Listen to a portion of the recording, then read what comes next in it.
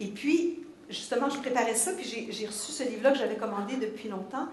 Et ça, c'est les synchronicités dans la vie. Hein. Écoutez, ça, c'est sur les danses au Tibet. Puis je suis tombée sur ce passage-là, justement, quand j'étais en train de préparer ça. Alors, quelqu'un qui parle...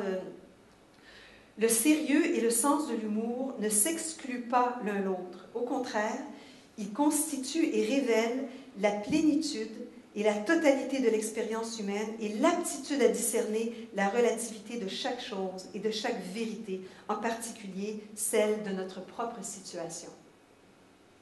Hein? Alors, les Tibétains aussi, ils mélangent beaucoup l'humour et le sacré. Voilà. Alors, c'est ça, c'est de ça que je voulais parler. Non, non. Il danse dans un système, c'est-à-dire qu'au lieu qu'il y ait... par exemple, Mozart faisait ça aussi. Quand Mozart jouait du piano à la cour, il avait sa partition, mais il ne suivait pas sa partition. Il sait qu'il va faire... qu'il va faire... mais il s'amuse avec ça, il joue avec. Donc, il a écrit sa partition, il l'a fait, il va la refaire chaque fois différemment d'un soir à l'autre. Mais c'est toujours tel opus, telle œuvre.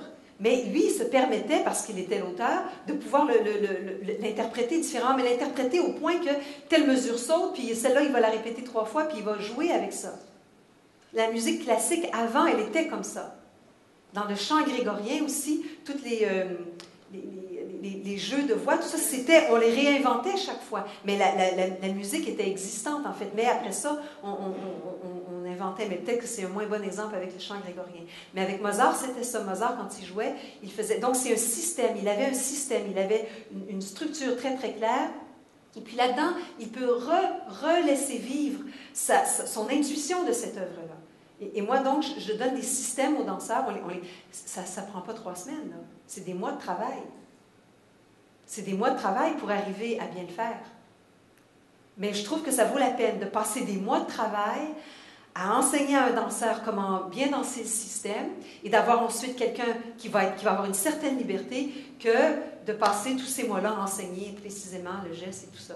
Ça, c'est un choix que j'ai fait il y a 30 ans quand j'ai fait mon premier solo cristallisation. Dans toute le 60 minutes du solo, il y avait une plage ici et une plage ici et une autre là où est-ce que j'appelais ça des ad libitum. C'est des moments où est-ce que tu travailles avec une structure, mais tu peux... Tu la réinventes ce soir-là. C'est bon? Oui. OK. Oui? Moi, je comprends, j'essaie de comprendre. Oui, je ne suis pas sûre que c'est sous-tendu par l'émotion. C'est que j'ai plutôt l'impression que la création se fait... C'est comme ça aussi dans Body Remix, dans le sac du printemps, tout ça. C'est qu'on commence par travailler la forme, l'angle. On travaille sur des détails. Aujourd'hui, on travaillait sur faire un vacuum dans le ventre. C'est juste un mouvement, c'est physique. On travaille ça. Mais finalement, à force de travailler ça, on va déboucher sur quelque chose qui est un émoi. Donc, ça s'entrelave. Oui, c'est qu'à un moment donné, à force de travail sur des détails du corps, à un moment donné, c'est comme si les détails du corps se mettent à suinter, à vivre, à nous donner quelque chose en plus. Ouais. À suinter, oui. Ben, merci.